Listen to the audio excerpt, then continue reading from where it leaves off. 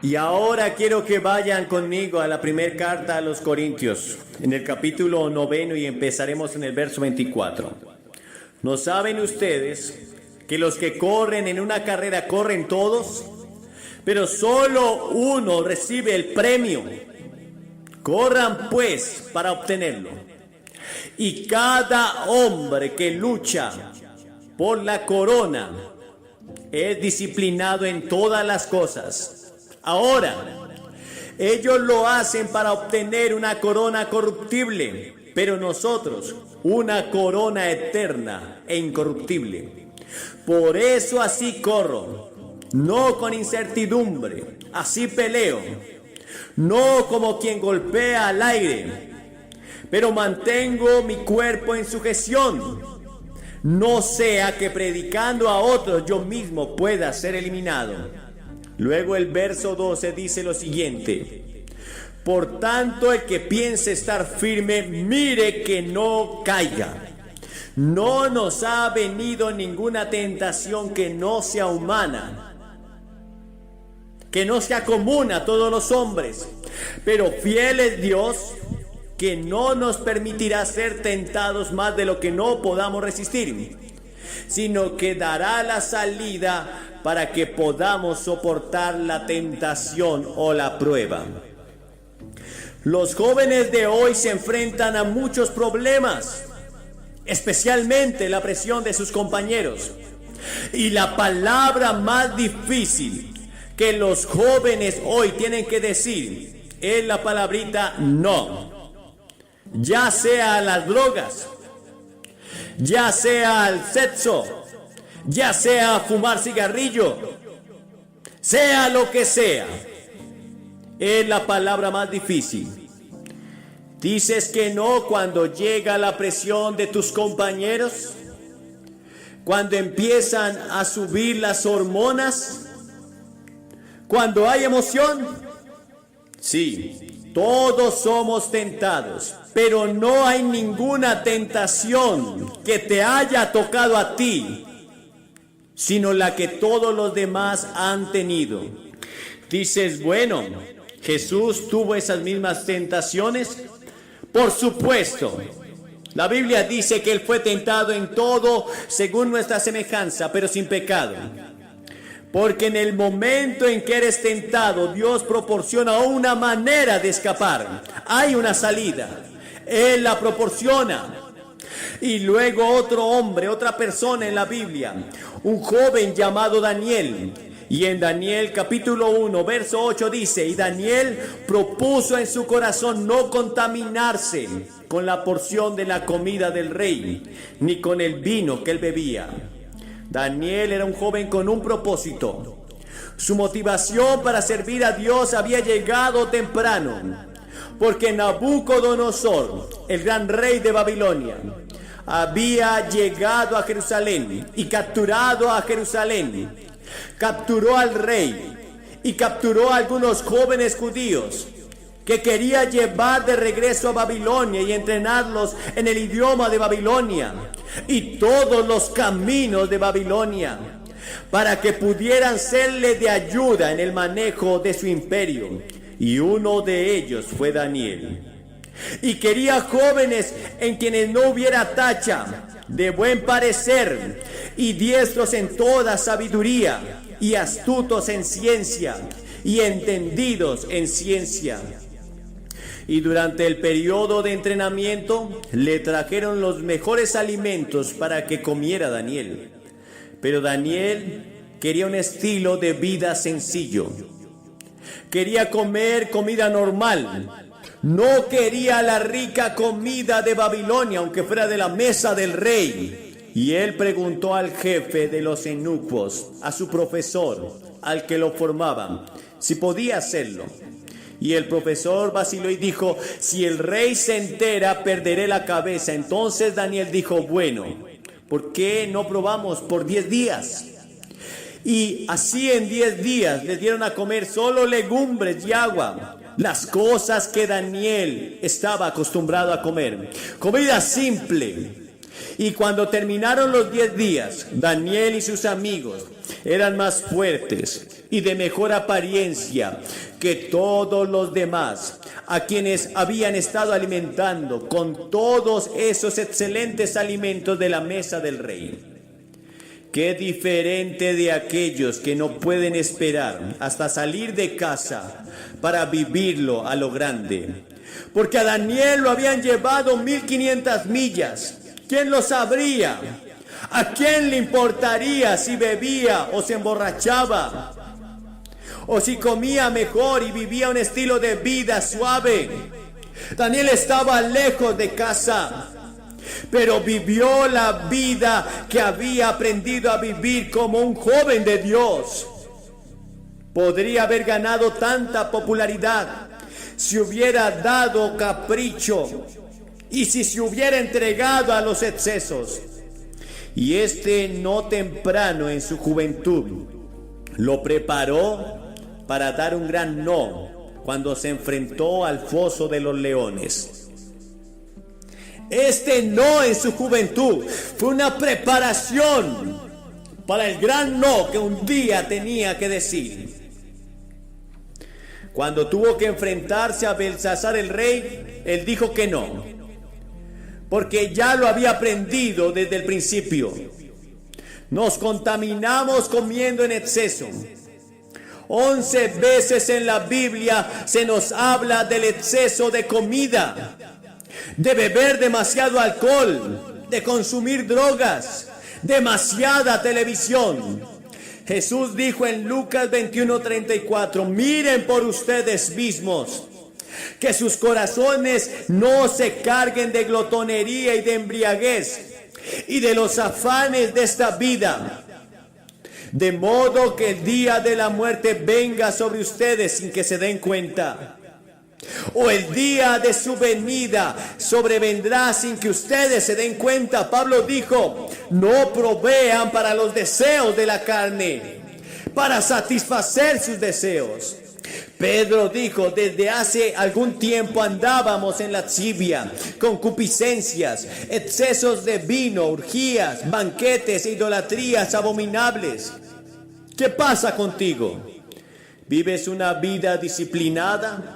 ¿Vives una vida organizada? ¿Tienes tu vida organizada y disciplinada hasta el punto de poder decir no a aquellas cosas que sabes que están dañando tu cuerpo?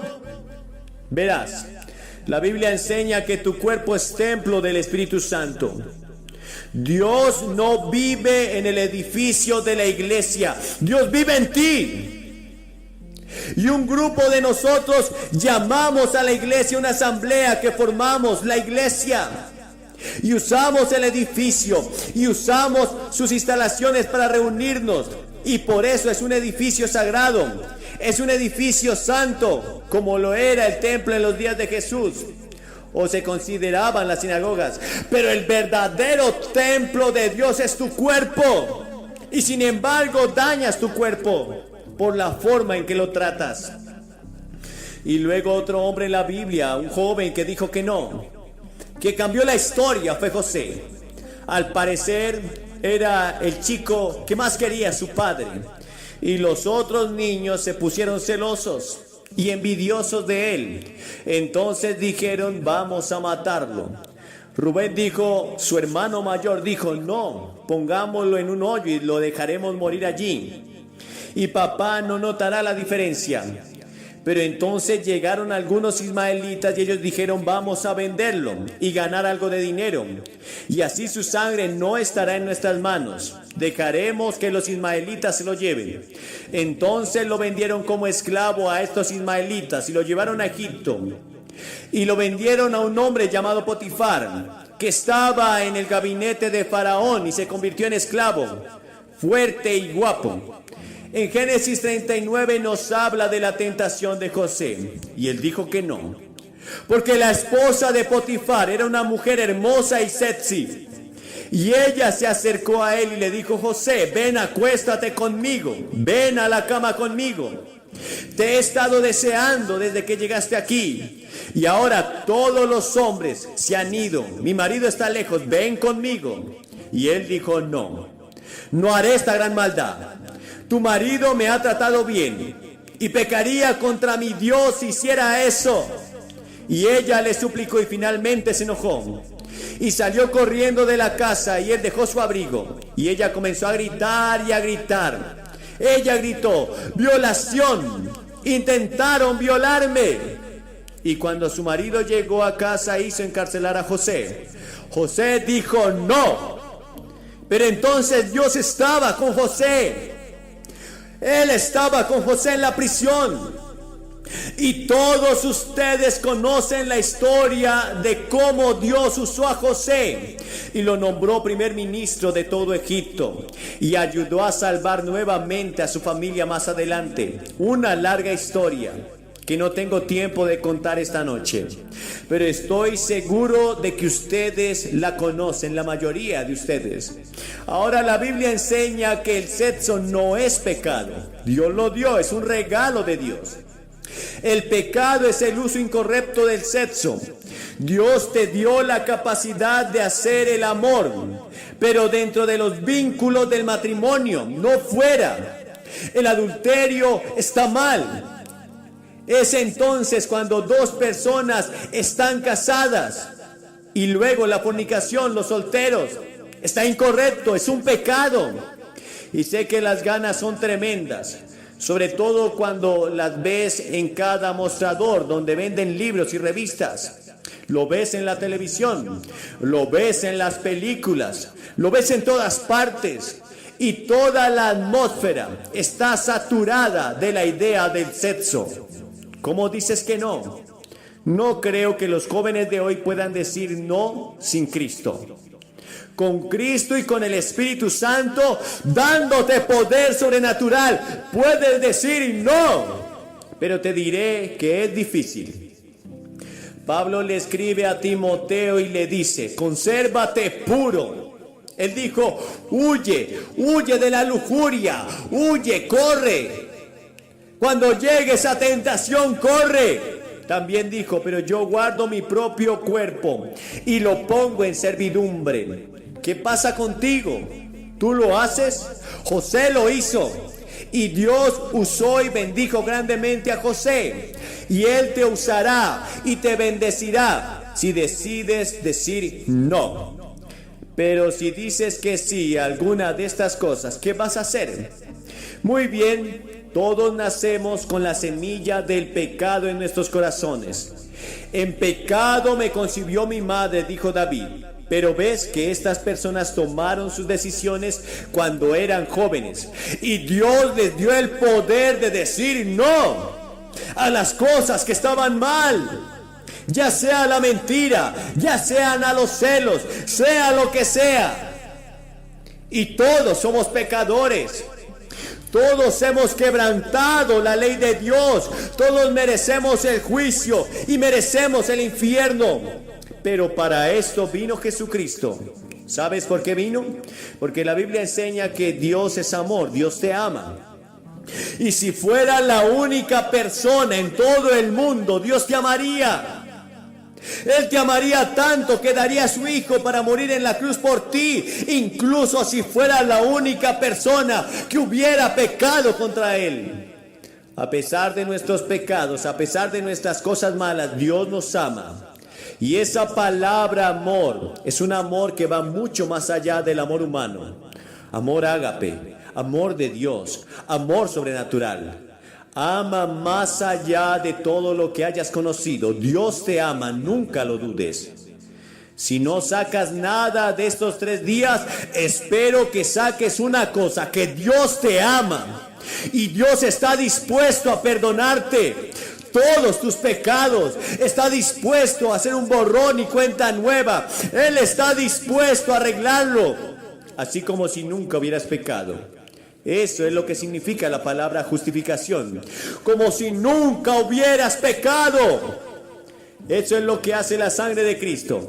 Cuando la sangre fue derramada en la cruz, esa sangre limpia todo pecado.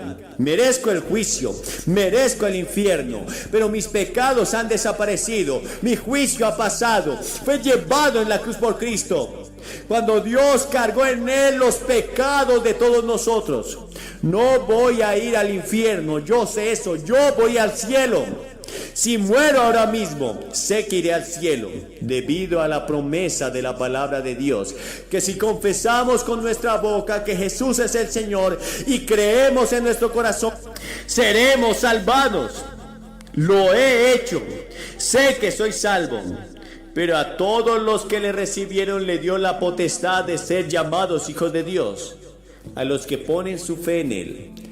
Luego hubo otra persona que tomó la decisión de decir no cuando era joven, y este fue Moisés. Él dice: por la fe Moisés, cuando llegó a la edad adulta, rehusó ser llamado hijo de la hija de Faraón. Él eligió, fíjese, prefirió sufrir aflicción con el pueblo de Dios que disfrutar de los deleites del pecado en su tiempo. Sí, puedes disfrutar del pecado. Puedes pasar un buen rato emborrachándote con drogas o en orgías sexuales. Puedes tener placer, pero eso es corto. Es por una temporada. Pronto se va. Y Moisés decidió que prefería elegir el camino de Dios. A veces pensamos en Moisés como un anciano con barba, pero fue en su juventud cuando tomó la decisión que lo llevó a la grandeza. Hay una diferencia en la Biblia entre el placer por un lado y el gozo por otro. El que ama los placeres es pobre. Dijo el escritor de Proverbios, Pablo escribió a Timoteo y dijo: pero la que vive en placeres mientras vive está muerta. ¿Estás viviendo físicamente pero muerto espiritualmente? ¿Tu corazón está muerto hacia Dios? Puedes ser un hombre muerto. Acabo de escribir un libro sobre la muerte llamado La muerte después de la vida. Saldrá en este otoño y he profundizado en algunas de estas cosas. He abordado temas como la eutanasia. He abordado temas sobre la muerte y todas esas cosas de las que la gente está hablando hoy. ¿Qué está bien y qué está mal? ¿Y cómo superamos estas cosas? La Biblia dice en 2 de Timoteo, y Pablo escribió: somos amadores de los deleites más que de Dios. Placer, las cosas que atraen a nuestra carne y nuestra lujuria.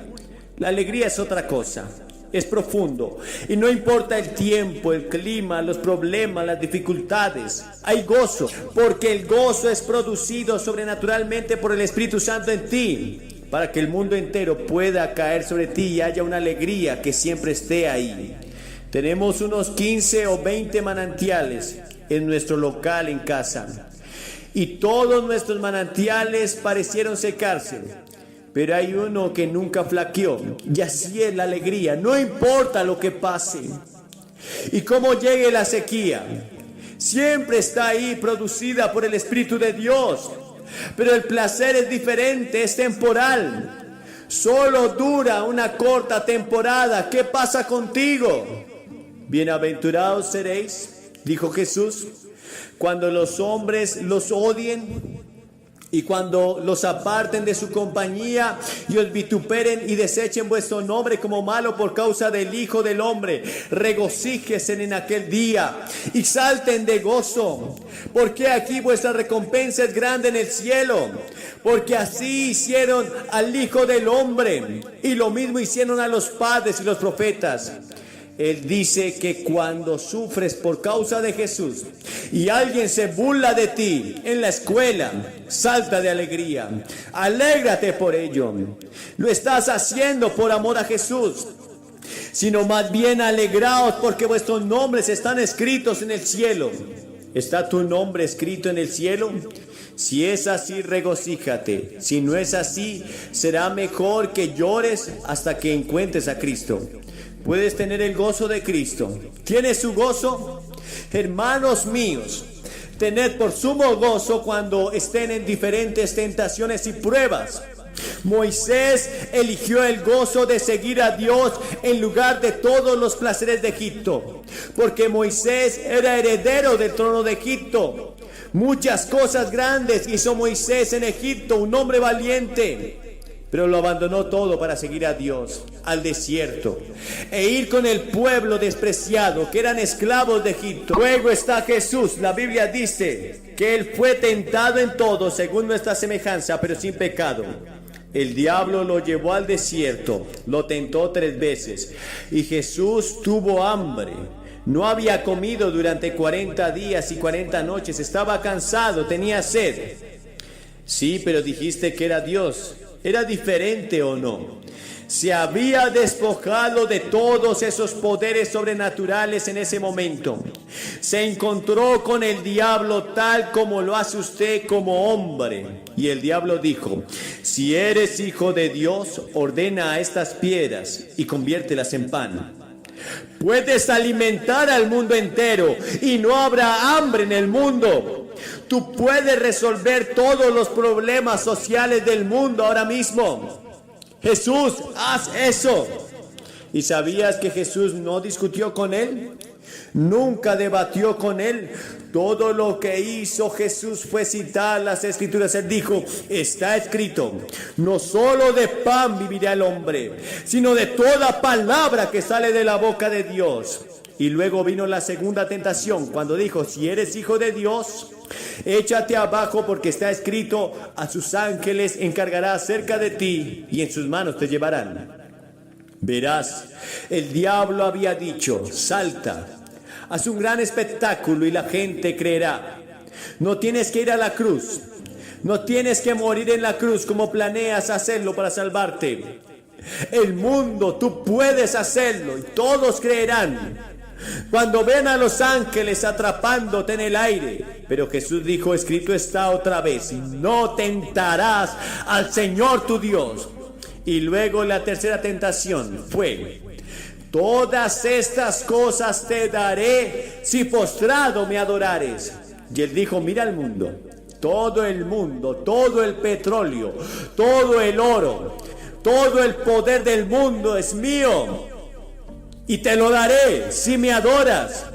Y Jesús no le discutió. Él no dijo que no tenía poder para hacerlo, porque se llama el Dios de este mundo. El príncipe y la potestad del aire es el príncipe de este mundo. El diablo tiene un poder tremendo, una autoridad tremenda y una riqueza tremenda.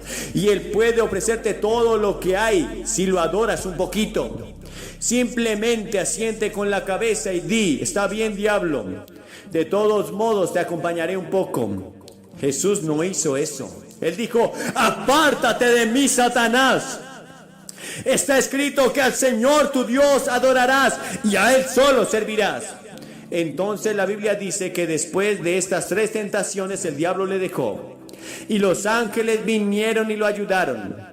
Tenga en cuenta esas 3 cosas.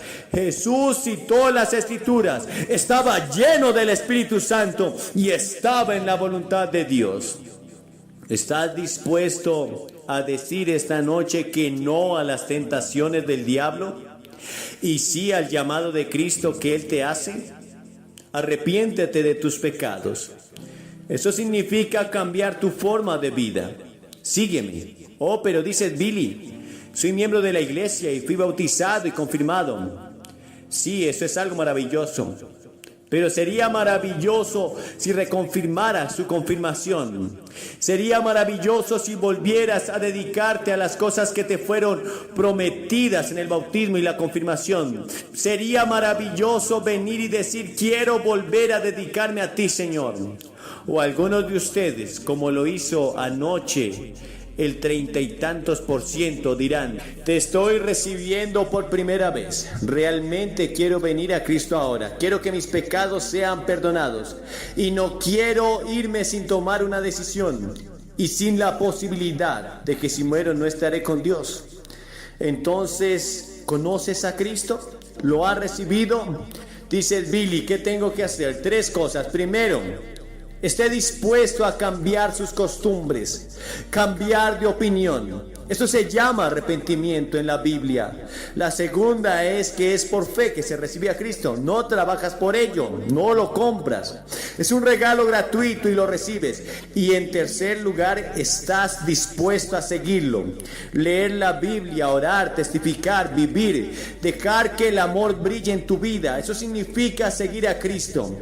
Eso es lo que significa decir no a las cosas que el diablo le gustaría que siguieras. Voy a pedirte que tomes esa decisión esta noche. Voy a pedirte que hagan algo que vimos hacer a cientos de personas anoche. Y he visto a personas en todos los continentes, más de 60 países. Voy a pedirles que se levanten de su asiento y se presenten ante esta plataforma y digan esta noche: quiero a Cristo en mi corazón. Quiero saber y quiero estar seguro y voy a dedicar mi vida a Él. Quiero un nuevo poder en mi vida, una nueva alegría en mi vida. Quiero el perdón de mis errores y fracasos pasados. Quiero comenzar de nuevo. Quiero comenzar de nuevo esta noche. Les voy a pedir que se levanten de sus asientos, ustedes jóvenes y mayores, cualquiera que sea su origen. Puede que seas miembro de la mejor iglesia de la ciudad, o puede que no seas miembro de ninguna iglesia, pero Dios te está hablando esta noche. Hay una vocecita en tu interior que te habla, tal vez haciéndote sentir incómodo. Esa es la voz del Espíritu Santo. Y sin su atracción, su palabra y su convicción, usted nunca podrá venir a Cristo. Así que levántese y venga ahora mismo. Cientos de ustedes, simplemente levántese de su asiento y vengan. Párese aquí en silencio y con reverencia te vamos a esperar. Y a ustedes que están mirando este video, Dios les está hablando. Y pueden ver aquí decenas y tal vez cientos de personas que vienen a Cristo, a su compromiso con Cristo en Dakota del Norte, Minnesota. Puedes venir a Cristo justo donde esté, en su habitación, en un bar, donde quiera que te encuentres. Dile sí a Cristo. Porque esta podría ser la última oportunidad. Quizás me estás escuchando en un hospital. Esta podría ser la última oportunidad. Y estás a tiempo de venir a los brazos de papá y pasar a una eternidad con Cristo. No dejes eso para mañana. Hazlo ahora. Di: yo acepto a Cristo. Yo recibo a Cristo en mi corazón. Soy un hijo de Dios. Él ha perdonado mis pecados y ha escrito mi nombre en el libro de la vida. Aleluya. Hace algunos meses una mujer me escribió muy preocupada y me decía allí en su mensaje: pastor, perdóneme, pero diga lo que usted me diga, yo no voy a volver a creer en Dios. Durante toda mi vida yo creí en Él, pero ahora acabo de comprobar de que Dios no existe. Durante 4 años yo vine orando por mi único hijo. Era el único hijo que yo tenía, para que Dios pueda restaurarlo, para que Dios pueda sanarlo de un cáncer que él tenía. Y ahora, a los 24 años de edad, él murió. Pastor, ¿usted cree que Dios es justo? Y volví allí a preguntar: ¿usted cree que Dios es justo? La primera pregunta que yo respondí a esta mujer, a esta dama que me hizo esa pregunta, después de contarme toda la tragedia y toda la historia, yo le devolví la pregunta y le dije: ¿tú crees que es justo culpar a Dios? Si tú me dices, si yo creo que Dios es justo al permitir que tu hijo pudiese morir, ¿tú crees que es justo que nosotros podamos culpar a Dios? ¿Tú crees que es justo? ¿Cuántos porqués en tu vida no han sido resueltos? Estuve leyendo un artículo interesante y decía que el 60% de ateos que existen en el mundo son personas que en algún momento creyeron en Dios. Todos creyeron en Dios. Sin embargo, ese 60% tuvieron tantas preguntas en su mente que no consiguieron encontrar respuestas.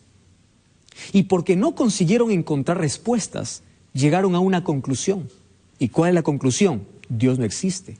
Si Dios existiese, ¿por qué permitió esta tragedia? ¿Por qué me quitó a mis padres? ¿Por qué permitió esta situación?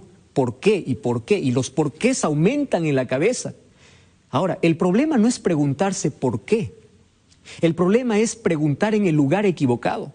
Y si tú vas a los libros, vas a la ciencia, vas a la filosofía, vas a los argumentos humanos, te van a decir, es verdad, Dios no existe. Porque ¿cómo un Dios de amor es capaz de no hacer nada para que sus hijos no pudiesen sufrir? ¿Cómo es posible? Quedé impresionado. 60% de las personas que hoy dicen no creer en Dios fue porque no hubo respuesta para las preguntas que ellos tuvieron. ¿Y sabes por qué no encontraron respuesta? Porque no fueron a la fuente de la verdad. No fueron a la palabra de Dios. En la Biblia tú encuentras las respuestas para tus principales inquietudes. Es por eso que en este momento vamos a abrir la palabra de Dios para encontrar respuestas y el por qué existe el dolor y el sufrimiento en este mundo. Básicamente, en este momento quiero responderte las 5 principales preguntas que todos los seres humanos nos hemos hecho alguna vez. Yo también me hice alguna vez. Así que yo me siento identificado mucho con el dolor o con el sufrimiento porque ya también pasé por momentos tristes en mi vida. Y la primera pregunta que los seres humanos nos hacemos es, ¿por qué existe el sufrimiento? ¿Dios creó el sufrimiento? La respuesta es obvia, la respuesta es simple, la respuesta es sencilla de entender. Romanos capítulo 6, versículo 23 dice así: porque la paga del pecado es muerte, mas la dádiva de Dios es vida eterna en Cristo Jesús. Pastor, ¿por qué existe muerte? Por el pecado. ¿Por qué existe dolor? Por el pecado. ¿Por qué existen tragedias? Por el pecado. Pastor, ¿y por qué existe injusticia? Por el pecado. ¿Por qué? Todos tus porqués tienen un origen, tienen una razón de existir. Y para ello tenemos que trasladarnos allá al jardín del Edén, cuando Dios creó a Adán y Eva. En el plan de Dios, en el proyecto de Dios, al crear al hombre y a la mujer, no lo creó para que éste pudiese sufrir, lo creó para que pudiese ser feliz, lo creó para vivir eternamente. Pero esa felicidad y esa eternidad tenía una condición, y la condición era que ellos deberían depender siempre de Dios, deberían ser leales a Dios, deberían obedecer las leyes de Dios. Y Dios allí probó su lealtad. Allí puso en medio del huerto, en medio del jardín del Edén, un árbol. Y dijo, no toquéis, no os acerquéis, no tomen de este fruto, porque el día que ustedes coman, de cierto van a morir. Y tú sabes toda la historia. Ya lo hemos hablado muchas veces. Un muchacho cierta vez me dijo así, pastor, ¿y yo qué tengo que ver con eso? ¿Cómo es justo, cómo es posible que yo pueda tener que cargar un error de 4,000 o 6,000 años? Allá ellos pecaron, ellos ofendieron a Dios, entonces ellos merecían morir y ellos merecían todo el castigo. ¿Por qué yo tengo que cargar si yo no hice nada? Yo no estuve allí en el jardín del Edén. ¿Sabes qué me hizo pensar mucho esa pregunta? Porque yo tenía que darle una respuesta inmediata. Cuando él me decía, ¿qué tengo que ver con la consecuencia del pecado si eso ocurrió allá en el Edén y quien desobedeció fue Adán y fue Eva? Entonces, yo quiero que pienses también en algo. Es verdad que tú no tuviste nada que ver allí, pero tampoco tuviste nada que ver en el rescate. Tampoco tuviste nada que ver en la salvación. Por eso la palabra de Dios dice, por uno entró la muerte, pero también por uno entró la vida. Por Adán todos morimos, pero por Jesucristo todos podemos vivir. Eso significa, así como tú no tuviste nada que ver en la entrada del pecado, tampoco tuviste que hacer nada para que hoy puedas tener acceso a la salvación. Dios te entregó, Dios te dio. Entonces estamos en la misma situación también hoy que Adán y Eva. Es cuestión de nuestra elección para vivir o para morir eternamente. Entonces, la respuesta es simple. ¿Por qué hay sufrimiento? Por la entrada del pecado. Lejos de Dios es un caos. El momento que el ser humano se separa de Dios, empieza a morir. ¿Qué cosa es pecado? Pecado es darle espalda a Dios. Pecado es ofender a Dios. Pecado es desobedecer la voz de Dios. Pecado es ofender o romper la ley de Dios. Es decir, romper una relación con Dios. Y cuando uno da un paso al costado de Jesús, cuando uno huye de Dios, entra en el terreno de la muerte, del dolor y del sufrimiento. Y aquí viene una segunda pregunta que los seres humanos nos hacemos. Pastor, ahora entiendo el origen del sufrimiento, pero ¿por qué todos tenemos que sufrir? ¿Por qué? Sabes, los seres humanos sufrimos por 3 razones. Primera razón, la mayor parte de nuestro sufrimiento son solamente consecuencia de nuestros actos. La gran parte de las enfermedades que existen en el mundo y que el ser humano tiene que cargar esa enfermedad en su cuerpo son por desobediencia a las leyes de la salud. Leyes que Dios estableció en su palabra. Leyes de alimentación, leyes de hábito, leyes de estilo de vida, etc. Tú sabes que hay cosas que te hacen daño, pero tú sigues consumiendo. Sabes que el alcohol trae cáncer, sabes que el cigarrillo te quita la vida, pero aún sigues consumiendo. Y en tu afán de ser libre en esta vida, no tienes control. Das rienda suelta a tus deseos, a tus impulsos, dices soy libre, yo no tengo a Dios, tengo mi vida, yo puedo hacer lo que quiero. Claro, y eso de hacer lo que quiero, ¿qué involucra? Involucrarse en el placer, dar rienda suelta a los sentidos, satisfacer nuestros propios deseos. Y dime, ¿dónde terminamos? ¿Acaso no terminamos cosechando aquellas cosas que nosotros sembramos en la vida? Y finalmente, ¿quién es el culpable? Culpamos a Dios. Tú eres el culpable del cáncer. Nunca decimos, yo soy el culpable por tener una mala alimentación. Dios es el culpable de las tragedias. Nunca decimos, yo porque destruyo el medio ambiente. Siempre tratamos de buscar un culpable. La mayor parte de nuestro sufrimiento son el resultado de nuestras malas decisiones. Y aquí quiero hablar para ti. Mientras más lejos estés de Dios, peores decisiones vas a tomar en la vida. Y vas a cosechar siempre lágrimas y fracasos. Mientras más lejos estés de Dios, entonces tú no vas a tomar decisiones sabias. Y allí tú te vas a hundir en el sufrimiento. Por eso es una pérdida de tiempo, pérdida de vida, pérdida de horas, vivir lejos de Dios. Dios quiere liberarte del pecado. Dios quiere salvarte del pecado, porque sabe que las consecuencias del pecado traen sufrimiento. ¿Por qué muchas personas están en la cárcel? ¿Por qué muchas personas están con cáncer? ¿Por qué muchas personas están sufriendo? Solamente cosechan el resultado de aquellas cosas que siembran o que sembramos en la vida. La primera cosa por la cual nosotros sufrimos es porque son el resultado de nuestras decisiones y de nuestras elecciones. La segunda razón por la cual nosotros sufrimos, o porque el sufrimiento toca la vida del ser humano, es porque aquí en la tierra hay un enemigo de Dios que se deleita en hacernos sufrir. ¿Y sabes cuál es el propósito del diablo? El propósito del diablo es que en tu cabeza esté desfigurado el rostro de Dios. El diablo quiere que tú mires al cielo y digas así, tú eres un Dios malo, tú eres un Dios injusto.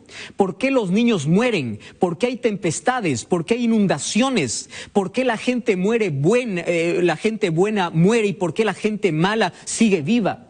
Entonces en tu cabeza se crea un concepto equivocado de Dios. Y el diablo aplaude cuando tú dices, ya no creo en Dios, ya no voy a seguir a Dios, reniegas contra Dios y te levantas y te sublevas contra Dios. El diablo aplaude y dice, lo logré. ¿Por qué? Porque el sufrimiento te llevó a cuestiones. Y esas preguntas no tuvieron respuestas porque no fuiste a la palabra de Dios. Entonces el diablo se deleita en hacer sufrir al ser humano con un propósito, para desfigurar el carácter de Dios. El diablo quiere que tú pienses que Dios es malo, que Dios es injusto, que hace sufrir al inocente. Eso es lo que quiere hacer el diablo. Y número 3, sufrimos porque hay pecado. Mientras exista pecado en el mundo, siempre habrá dolor y siempre habrá sufrimiento. Hay una tercera pregunta. ¿Por qué las personas buenas sufren? ¿Acaso Dios no puede levantar una barrera de protección para sus hijos? Entonces quiero explicarte algo. Tenemos que nosotros analizar esta noche qué cosas Dios prometió y qué cosas Dios no prometió. Porque muchas veces nosotros vamos a Dios a reclamarle cosas que Él nunca nos dijo. Para ver qué cosa Dios no prometió, mira lo que dice el libro de Salmos, capítulo 34, versículo 19. Cuando a mí me hacen la pregunta, ¿por qué la gente buena sufre? Yo gusto leer de este texto. Dice así: muchas son las aflicciones del justo. ¿Te das cuenta de lo que está diciendo la Biblia? Quiere decir que el hombre justo, la persona íntegra, la persona fiel a Dios, no está excluida del sufrimiento. Muchas son sus aflicciones, pero también dice, de todas ellas Dios las librará. Versículos anteriores dice, cercano está a Jehová los quebrantados de corazón. Y el versículo 17 dice, claman los justos y Jehová los oye y los libra de todas sus angustias, de todos sus problemas. ¿Esto qué significa? Dios nunca prometió que mientras estés en el mundo, el sufrimiento no va a tocar tu vida. Jesús dijo, en el mundo tendréis aflicción, pero confiad, yo he vencido al mundo. Cuando tú escuches a alguna iglesia, algún predicador que viene y te dice, desde el momento que aceptas a Jesús, tú no vas a tener problemas, aquí paras de sufrir, de hoy en adelante vas a vivir solo en prosperidad, recuérdale que Jesús nunca nos prometió aquí en la tierra vivir sin problemas, porque aquí en la tierra hay pecado y la consecuencia del pecado es el dolor y es el sufrimiento y es la muerte. Mientras estemos aquí vamos a sufrir. Es por eso que en San Juan 14:1 dijo, no se turbe vuestro corazón, porque yo voy a la casa de mi Padre y en esas moradas no habrá más dolor. Pero mientras vivamos aquí en la tierra, los buenos y los malos van a sufrir, los justos y los injustos van a sufrir, los inocentes van a morir, porque aquí en la tierra está llena de pecado. Ahora viene otra pregunta, pastor, entonces, ¿cuál es la ventaja de creer en Dios? Si yo voy a sufrir igual. Cierto hombre que tenía una grande embarcación preguntó a un cristiano y le dijo, ¿y tú por qué sirves a Dios? Si te da bien en todo, eres buen comerciante, tienes dinero, tienes familia, todo te va bien, ¿por qué sirves a Dios? No tiene necesidad de Dios. Este cristiano le pregunta a este piloto, porque él piloteaba allí una nave y le dice, ¿y tú por qué tienes un ancla? ¿Por qué tienes un bote salvavidas? ¿No ves que el tiempo está bueno? Y el piloto le dice, no, es que nadie sabe que se va a despertar una tempestad. Entonces allí el salvavidas es mi única salvación. El cristiano le responde así, Dios es así para mí. Ahora estoy en buen momento, pero ¿por qué yo sirvo y amo a Dios? Porque en las tempestades de la vida yo sé a dónde correr, yo sé a dónde ir.